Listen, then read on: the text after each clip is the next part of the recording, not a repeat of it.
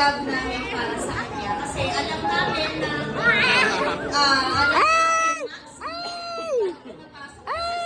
alam namin na hindi siya magpapakita sa mga bata.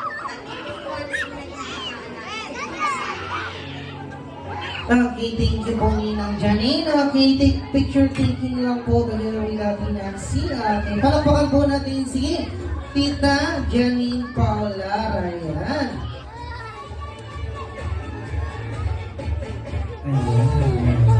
Marami po ha. Akin na lang isa. Hindi nyo.